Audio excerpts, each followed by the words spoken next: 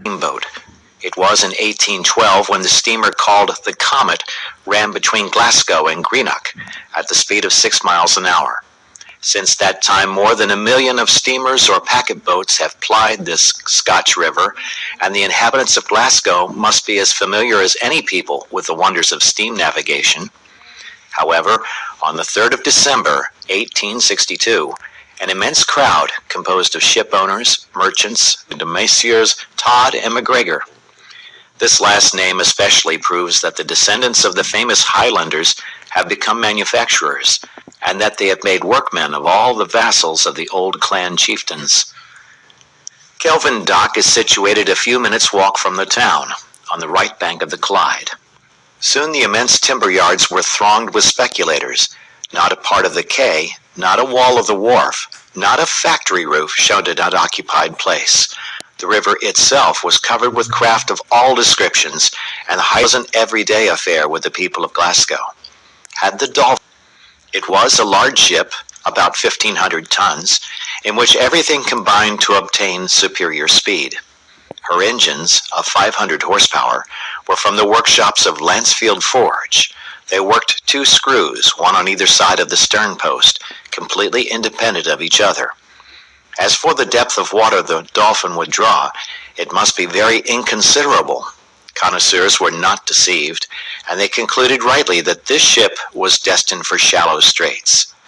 But all these particulars could not in any way justify the eagerness of the people.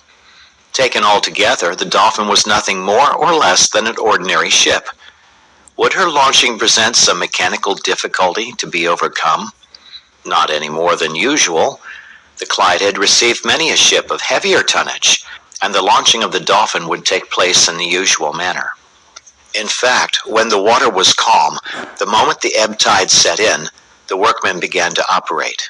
Their mallets kept perfect time falling on the wedges meant to raise the ship's keel. Soon a shudder ran through the whole of her massive structure, although she had only been slightly raised. One could see that she shook, and then gradually began to glide down the well-greased wedges, and in a few moments she plunged into the Clyde. Her stern struck the muddy bed of the river. Then she raised herself on the top of a gigantic wave, and, carried forward by her start, would have been dashed against the quay of the Govan timber yards if her anchors had not restrained her. The launch had been perfectly successful. The Dolphin swayed quietly on the waters of the Clyde. All the spectators clapped their hands when she took possession of her natural element, and loud hurrahs arose from either bank. But wherefore these cries and this applause? Undoubtedly, the most eager of the spectators would have been at a loss to explain the reason of his enthusiasm. What was the cause, then, of the lively interest excited by this ship? Simply the mystery which shrouded her destination. It was not known to what kind of commerce she was to be appropriated, and in questioning different groups, the diversity of opinion on this important subject was indeed astonishing.